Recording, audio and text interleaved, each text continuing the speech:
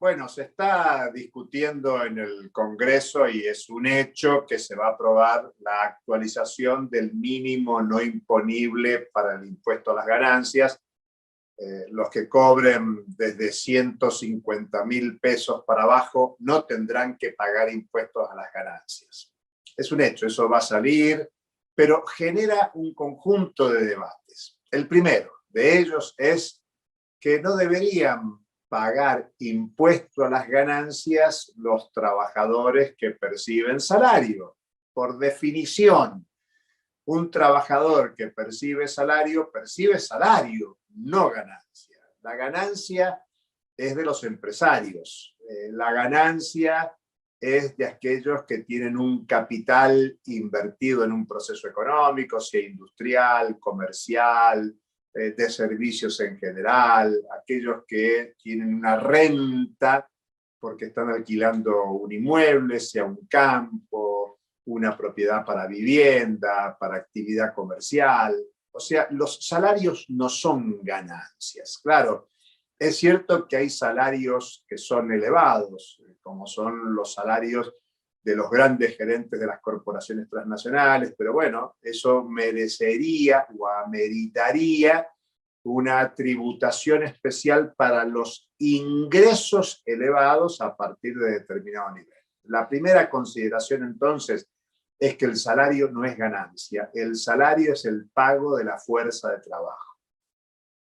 La segunda consideración es que el impuesto a las ganancias es un impuesto que tiene que estar concentrado en aquellos que invierten dinero, que invierten el dinero como capital, que invierten dinero para obtener una ganancia. Y una parte muy importante de la recaudación por el impuesto a las ganancias viene precisamente por esta cuarta categoría del impuesto a las ganancias, que son los trabajadores y trabajadoras asalariadas.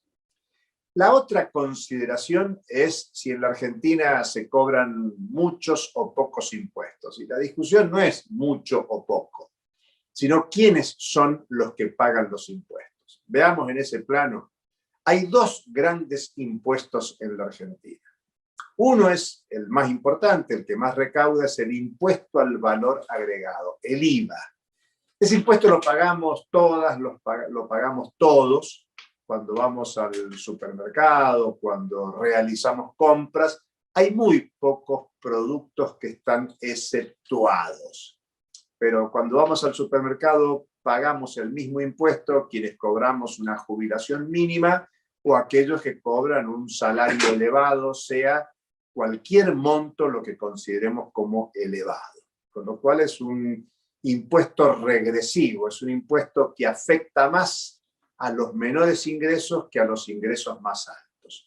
Con el IVA aproximadamente se recauda un poco más del 30% de toda la recaudación tributaria en la Argentina. Es el principal impuesto. El principal impuesto en la Argentina es un impuesto regresivo.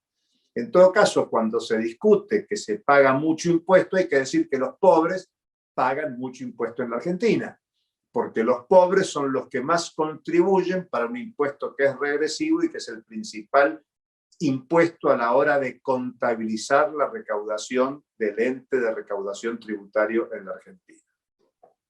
El segundo impuesto por volumen de recaudación es el impuesto a las ganancias, que es un poco más del 20% de la recaudación tributaria en la Argentina. Estoy dando los promedios anuales. Pero ya dijimos que del impuesto a las ganancias, que es el impuesto progresivo por excelencia, hay una parte muy importante de esa recaudación que viene de trabajadores y trabajadoras en relación de dependencia que contribuyen a este impuesto que debiera ser progresivo y sin embargo tiene un componente regresivo porque afecta a los trabajadores, a las trabajadoras.